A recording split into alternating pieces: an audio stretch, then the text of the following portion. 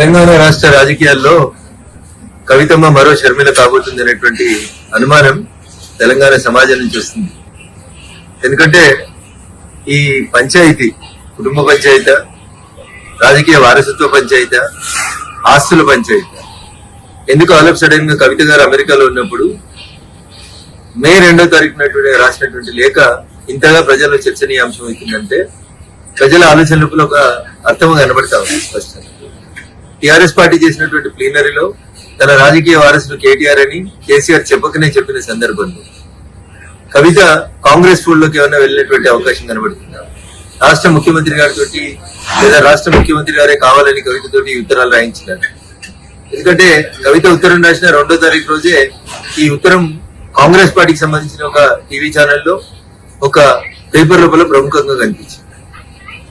ఈ పరిణామాల తర్వాత కేటీఆర్ గారు హరీష్ రావు గారి ఇంటికి వెళ్ళడం, బాబా బొమ్మరుదులు ఇద్దరు ఒకటనేటువంటి ఒక మెసేజ్ ని బయటికి పంపడం, తనను ఒంటరి చేస్తున్నారు, బయటికి పంపిస్తున్నారు అనేటువంటి ఆలోచన వచ్చిన తర్వాత కవిత తప్పనిసరి పరిస్థితులలో కాంగ్రెస్ ఫోల్డ్ లోకి పోయిందేమో అనేది తెలంగాణ ప్రజల అనుమానం.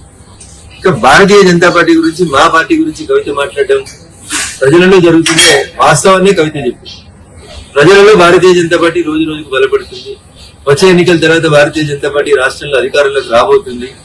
ఈ విషయాన్ని దృష్టిలో ఉంచుకొని భారతీయ జనతా పార్టీ, బీఆర్ఎస్ రెండు కలిసి ఏదో చేయబోతున్నాయని ప్రజల్ని నమ్మించుతుంది. పోయిన ఎన్నికల కంటే ముందు పిసిసి అధ్యక్షుడిగా ఏ ప్రయత్నాలను అయితే రేవంత్ రెడ్డి గారు కొనసాగించారు, ఈ రోజు ముఖ్యమంత్రిగా కవితను మరొకసారి ఎట్లా పావుగా వాడుకుంటున్నారేమో అనేది తెలంగాణ సమాజం ఆలోచిస్తుంది. నాకున్నటువంటి అనుమానం గానీ, నాకున్నటువంటి సమాచారం గానీ, ముందు కవితతో పార్టీ పెట్టిస్తారు, తర్వాత వచ్చే ఎన్నికలకు వచ్చేసరికి కవిత షర్మిల గారు కాంగ్రెస్ పార్టీ అధ్యక్షురాలు లేదా కాంగ్రెస్ పార్టీతో పొత్తు పెట్టుకోవడమే చేస్తుంది. ఇది గతంలో ఈ రాష్ట్ర రాజకీయాల లోపల ఇట్లాంటి ఒక ప్రయోగం చేస్తే బాగుంటుండే అని నేను చెప్పలేదు. టీఆర్ఎస్ సిద్ధాంతకర్త అని చెప్పుకుంటాయని ఒక ఆయన మొన్న ఒక టీవీ ఛానల్లో చెప్తాడు. 2018 ఎన్నికలప్పుడు కేసీఆర్ హరీష్ రావు తోటి ఒక పార్టీ పెట్టిస్తే మంచిగుంటుండే, ఆ పార్టీని ఎన్నికలు అయిపోయినాక మళ్ళీ మెర్జీ చేసుకుంటే బాగుంటుండే అనేది టీఆర్ఎస్ పునాది నేనే అని చెప్పుకునేటువంటి ఒక సిద్ధాంతకర్త మొన్న ఒక టీవీ ఛానల్లో మాట్లాడుతూ చెప్పారు. వీటన్నింటినీ క్రోడీకరించి చూసినప్పుడు కవితని కాంగ్రెస్ నడుపుతుందా, కవితని రేవంత్ రెడ్డి గారు నడుపుతున్నారా, కవిత మరో షర్మిల కాబోతుందా అనేటువంటి అనుమానం అయితే చాలా స్పష్టంగా తెలంగాణ సమాజం ముందు. కవిత చెప్పినా, కేసీఆర్ చెప్పినా, మీడియా మిత్రులు చెప్పినా భారతీయ జనతా పార్టీ ఈ రాష్ట్రంలో బలపడుతుంది, భారతీయ జనతా పార్టీ ఈ రాష్ట్రంలో అధికారంలోకి రాబోతుంది అనేటువంటి విషయాన్ని టీఆర్ఎస్ కవితనే చెప్పకనే చెప్పినట్టు మేము భావిస్తా ఉన్నాం. భారతీయ జనతా పార్టీ ఎదుగుదలని ఎన్ఆర్సీ చేసినందుకు కవిత